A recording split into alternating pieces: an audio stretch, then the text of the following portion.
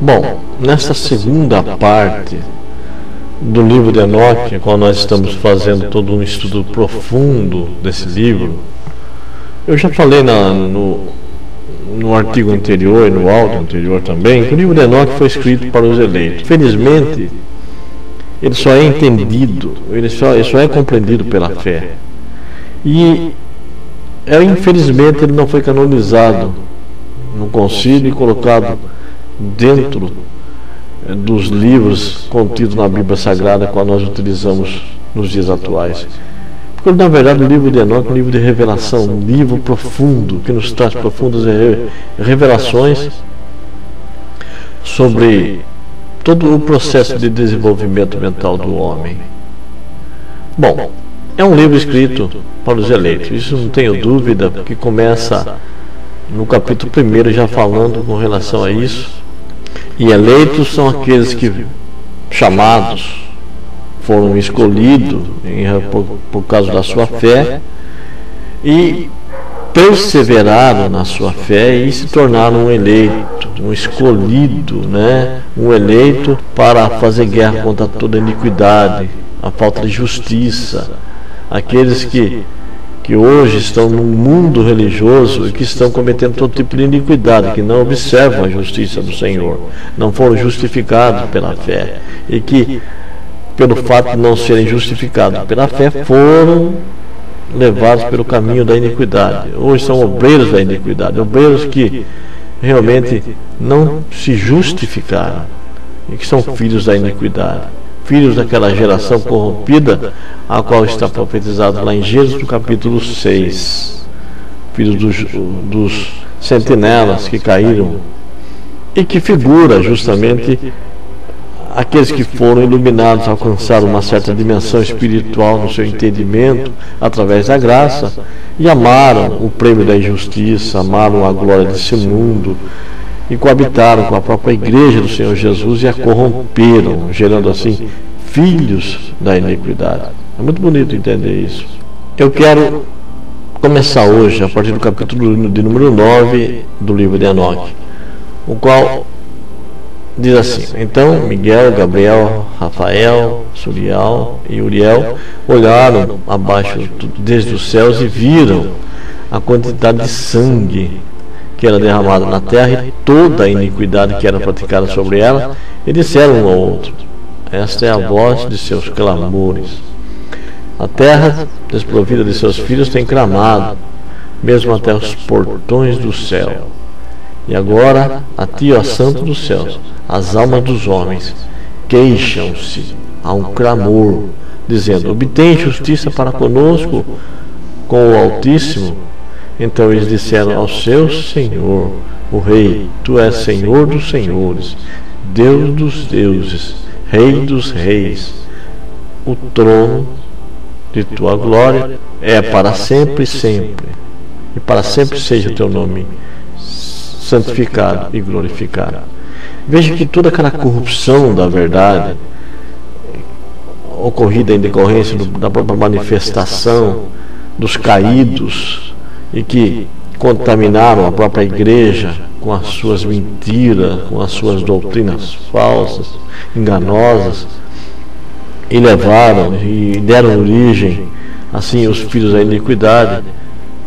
Houve uma insatisfação dos homens, houve uma insatisfação das almas, as quais clamaram: obtém justiça para conosco com o Altíssimo. E há hoje um clamor dentro da alma daqueles que estão mergulhados na religiosidade, aqueles que estão infelizmente se esfriando em seu amor, o primeiro amor ao qual tiveram ao aceitar o Senhor Jesus, em razão da tremenda iniquidade que está no meio da igreja hoje.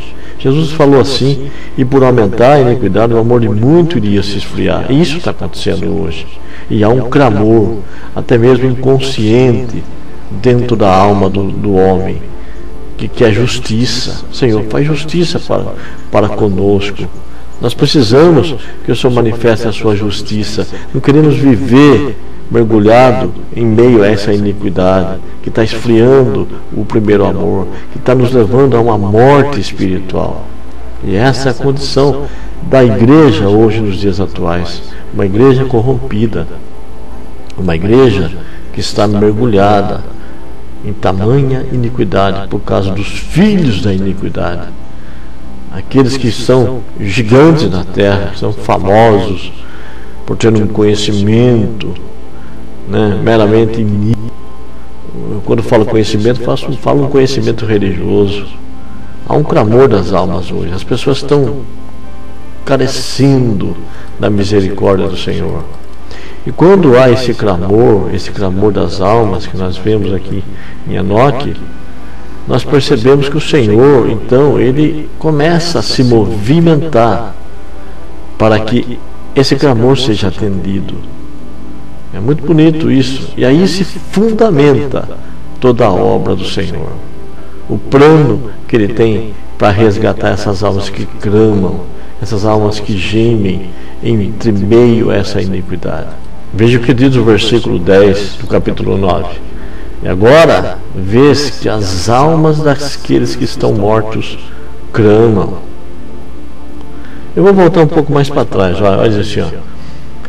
Essa Miasa também tem ensinado sortilégios para quem tu deste autoridade sobre eles que estão associados contigo. Eles têm ido juntos às filhas dos homens, têm se deitado com elas e têm a contaminado. Têm descoberto crimes a elas. E as mulheres igualmente têm gerado gigantes.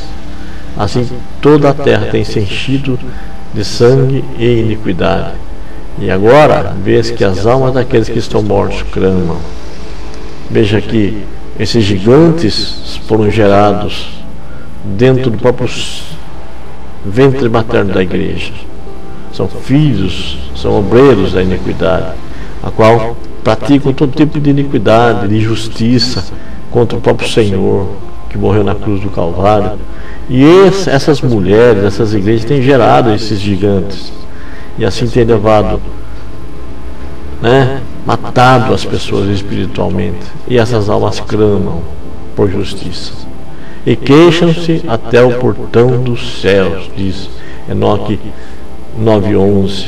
E seus gemidos sobem, e nem podem eles escapar da injustiça que é cometida na terra.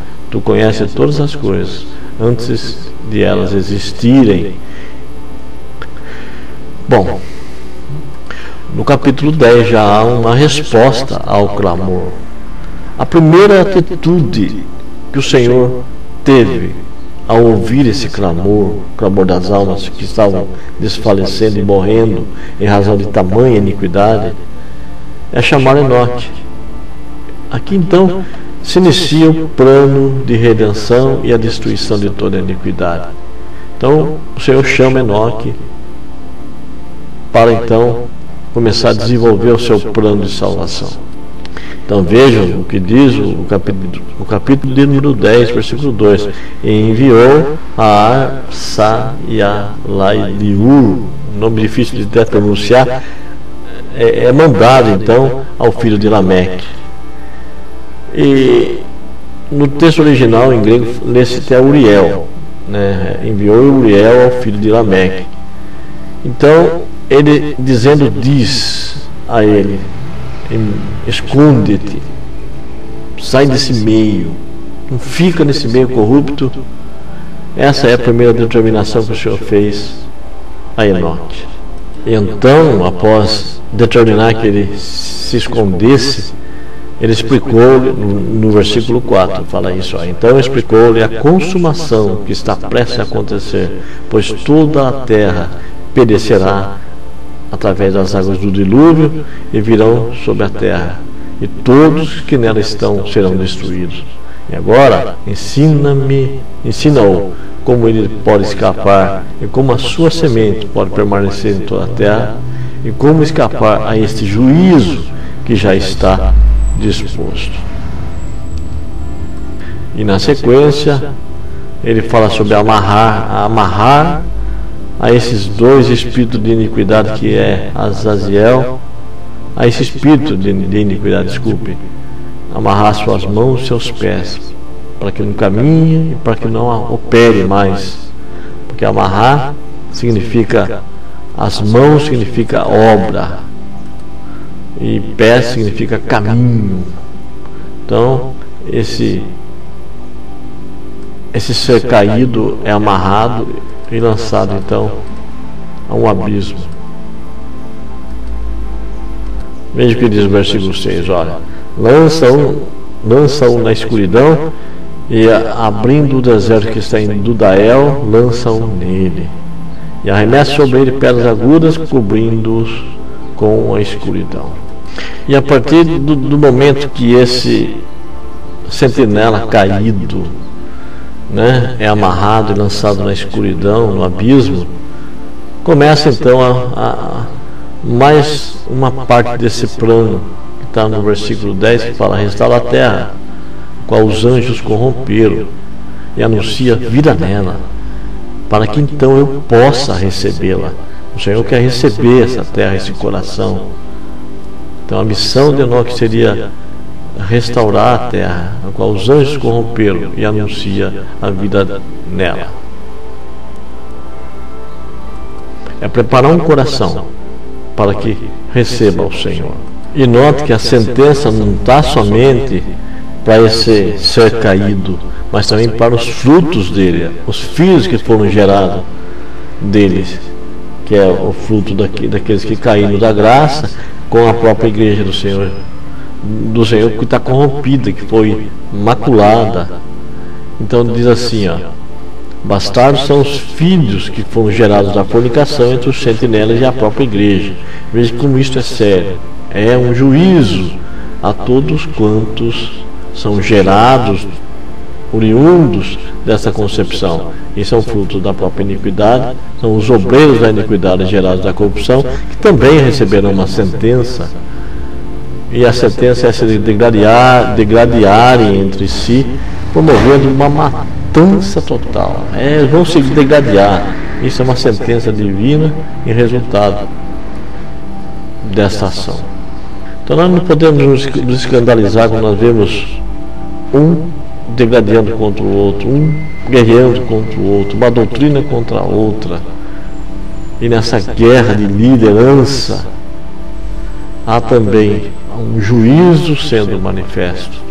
É muito interessante isso. Uma outra coisa também, que é lançada uma sentença, até um juízo, está no versículo 18, que fala: destrói todas as almas viciadas na luxúria. A luxúria é uma das obras da carne, e a descendência dos sentinelas, pois eles tiranizam a humanidade. Então veja que a própria luxúria recebe também terríveis consequências. A própria igreja lançada e levada a essa disposição mental sofrerá uma consequência terrível. É outra determinação: destrói as almas viciadas na luxúria. E veja que isso se torna cada vez mais assombroso, pois quando a mente é fruto desse espírito caído de iniquidade, ele tem uma tendência para a luxúria, vai perecer também juntamente com o seu progenitor, e esse se tornará um estado mental terrível, o qual receberá um duro juízo de destruição. E assim, quando esse clamor for ouvido e manifestar essa obra a qual o Senhor tem para preparar o coração para recebê-lo, todos esses se tornarão então a vinha do Senhor, a geração dos justos. No versículo 22, ó,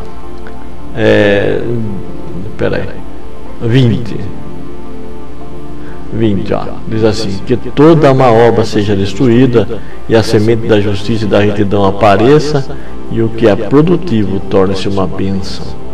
A justiça e a retidão serão plantados para sempre. Então, essa nova geração será a lavoura do Senhor, a vinha do Senhor. Então todos os santos darão graças e viverão até terem gerado milhares de filhos, enquanto todo o período de sua juventude e seu sábado serão completados em paz. Naqueles dias toda a terra será cultivada em retidão. Ela será totalmente cultivada com árvores e será cheia de bendições, e toda árvore de delícia será plantada nela. No versículo 24, fala com relação àquilo que eu estava falando sobre a vinha. Vinhas serão plantadas. e a vinha que nela será plantada produzirá frutos para a saciedade, e toda a semente que nela será semeada produzirá 1000 por uma medida, e uma medida de oliva produzirá 10 prensas de óleo. Haverá muita luz, muita iluminação e muita justiça. E foi justamente isso que Noé fez quando a arca ancorou. Ele plantou uma vinha. É muito interessante isso. Veja como o livro de Enoque ele é revelador. E no versículo 27 diz assim: ó, a terra será limpa de toda corrupção e de toda a punição e de todo sofrimento. E não mais enviarei dilúvio sobre ela de geração em geração. E naqueles dias eu abrirei tesouros de bens que estão nos céus, para que eu possa fazê-las descer sobre a terra e sobre todos os trabalhos e labores dos homens. Paz e equidade, que é a segunda justiça, se associará aos filhos dos homens todos os dias do mundo, em cada uma de suas gerações.